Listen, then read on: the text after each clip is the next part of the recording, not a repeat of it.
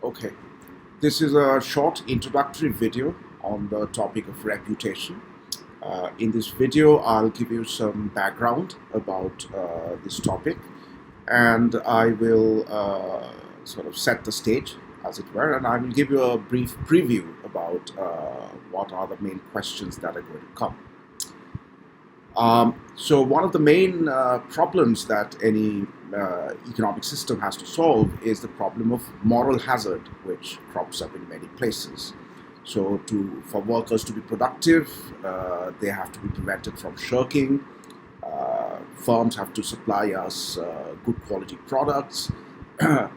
And insurance clients, they have to take care so that accidents do not happen and insurance companies do not have to bleed money. So how an economic system solves these kinds of problems is very important. Now, in moral hazard theory, you have studied contractual solutions to these kinds of moral hazard problems. Essentially, you have to give the party which is subject to moral hazard some sort of stake in the outcome. So to motivate workers to work hard, they have to be paid in bonuses. To prevent moral hazard for insurance clients, the standard solution is to have deductibles or co-payments, which is to say that they cannot be completely insured, so that if there's an accident, then they also bear some of the loss. So this is the standard contractual solution to moral hazard problems. Now, there are several problems in implementing this sort of contractual approach.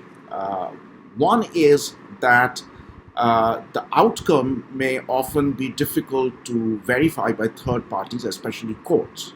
So, for example, what is the guarantee that a restaurant is not giving you a bad meal or bad service? Well, if they do, you will find it very difficult to prove that in court and get a refund. If a company sells you a bad product, which often malfunctions, again, depending on the technicalities, it may or may not be verifiable in court. So that's one problem. The other problem, which we have discussed before, is that these contractual solutions have their own economic inefficiencies. So if workers are paid in bonuses and less so in fixed wage payments, then that places a lot of risk on workers. Their performance may drop, not because of lack of effort, but because of bad luck, because of downturn in market conditions, and so on and so forth. And workers being risk averse compared to their employers, which may be big companies, this is an inefficient arrangement. So the act of generating incentives through suitable contracts has a downside, which is that it places too much risk on the workers. Same for insurance, right? If clients are given incomplete insurance, they're trying to buy insurance in the first place because they're risk averse. So if they're incompletely insured, they're still bearing part of the risk, and that is an economic cost that arises to solve the moral hazard problem. Lastly, there's an empirical issue that if you actually look around and look at real-world contracts, for example, employment contracts, you do see bonus payments, you do see performance pay in certain domains for upper management, maybe for salespeople and so on. But a vast majority of workers are paid in flat monthly salaries or wages, right? They do not have what is called high-powered incentives. That's not quite the feature of most employment contracts. So we have to wonder and ask why. Why is it that there is this textbook solution that give performance-based wages, but we don't see that being practiced in a very big way in most employment relationships? So in the late 1970s, I think, there was a paper by Bengt Holmstrom on labor markets, where he introduced the concept of career concerns. So basically, the idea is that the way workers are given incentives is through the logic of more long-term interaction. In the short term, they're on fixed salaries, and if they shirk and underperform, they will not have to pay. But in the long term, they may not get promoted to better positions, they may even get fired, and that threat makes them work hard. Similarly, if a company selling electronics goods, TVs, cars, whatever, if they cut corners and reduce quality control, um, they may temporarily fool consumers.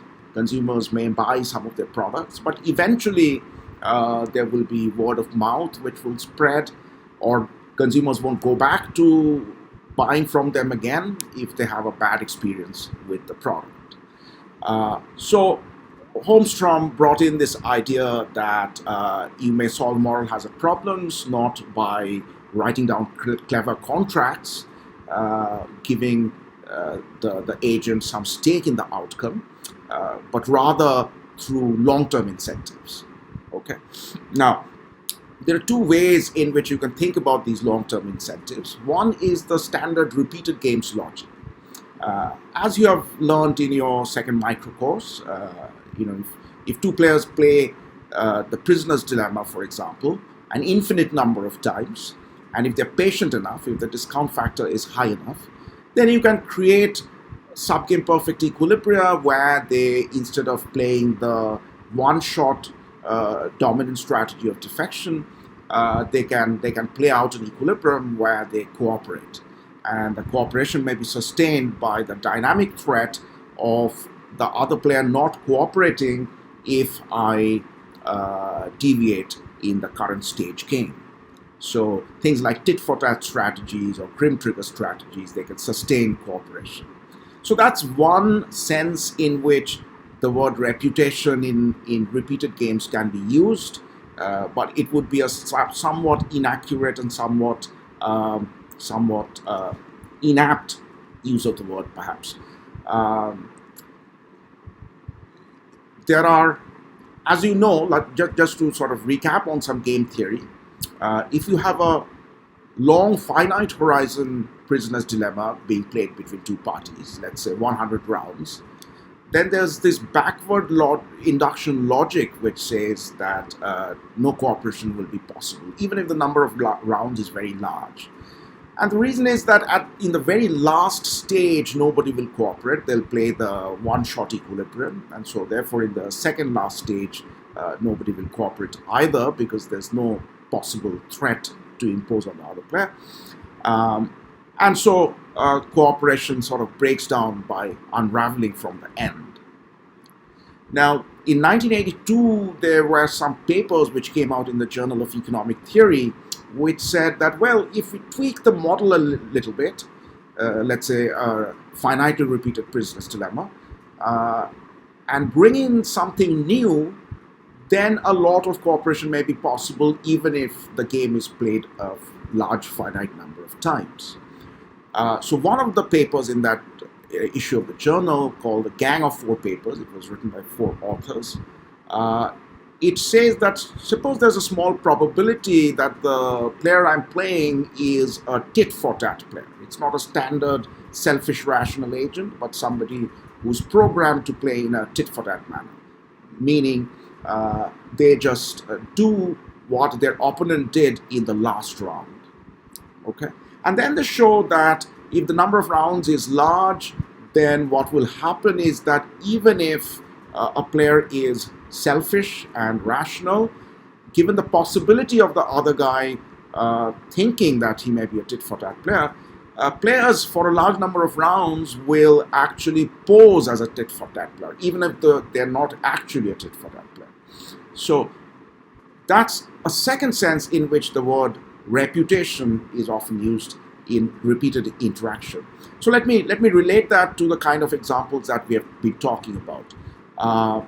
If a firm, if you go and buy, let's say, a TV from Sony or Panasonic, one of the electronics companies, then if you have a bad experience, if the quality isn't good or it breaks down too often, then you might sort of be inclined to think that they do not have the expertise or the know-how or the technological knowledge to make good quality products, right? You may learn something about their ability to have a satisfactory product development for you, and so in other words, it may ruin the reputation of that player. You may learn something intrinsic about that player, which makes you somewhat reluctant to buy from them again. Similarly, if a worker has not performed well, the employer may infer that the worker's ability is not very high, or the worker's personal characteristics like hardworking nature, etc., is lacking. And so these are the senses in which the word reputation is more often used these days in this sort of literature, that through interaction, players learn something about each other, maybe each other's abilities, maybe each other's payoff functions, and that sort of transforms the nature of the interaction. So as you will see as we get into the models that we will talk about, that's the sense in which we will use the term reputation.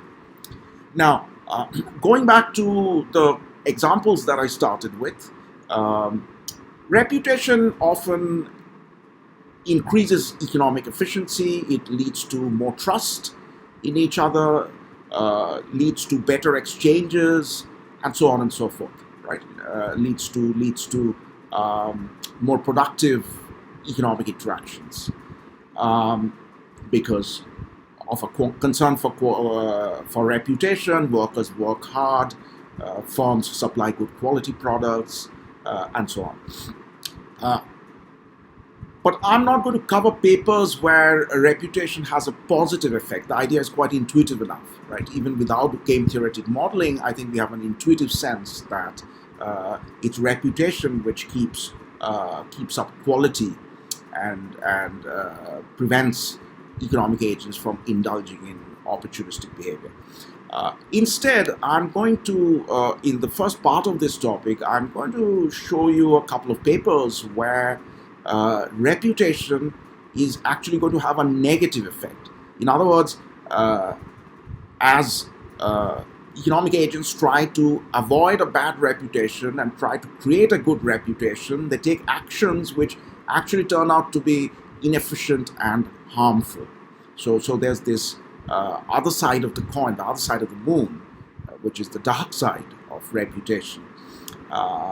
So that we need to be aware of. So I'll cover those papers because the point there is a little more subtle, that reputational concerns, career concerns can actually be damaging rather than useful.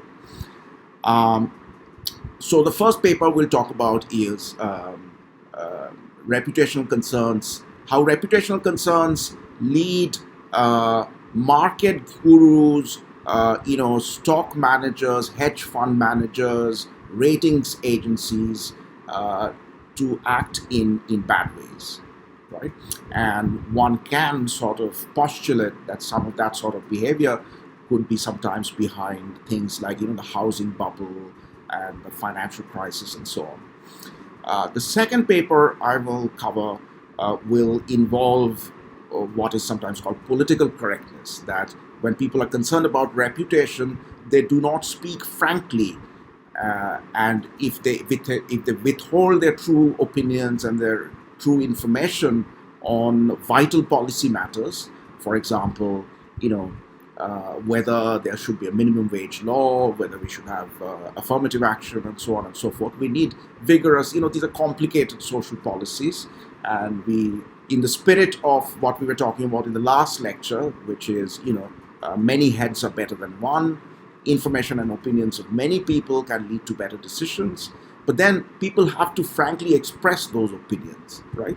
So in the second paper, which is the paper by Steve Morris, we will see how concern for reputation may prevent people from being frank in these discussions and deliberations, and that can lead to bad policy making. So these two papers are about individual reputation, where an individual is taking actions or is controlling her speech in order to promote a certain image. In the second part of this course, of this topic, we will look at group reputation. So there are situations where a certain group, let's say Indians who are traveling abroad, may have a certain stereotype. Others may have a certain stereotype of us as a group. So often what happens is that given the stereotype, others treat us in a certain way, and that in turn affects our own behavior, right? So there's a two-way kind of feedback loop. How we act as members of a group has an effect on the stereotypes that form about us, and the stereotype changes our incentives and make us act in a particular way or the other. And so in the second part, we will study these things. We will study group reputation, and that will also allow us to examine certain aspects of things like affirmative action policies and so on and so forth. Okay, so in the next video, I will talk about the first of the individual reputation papers, which is the paper by Schafstein and Stein about the incentives for rating agencies and money managers and so on.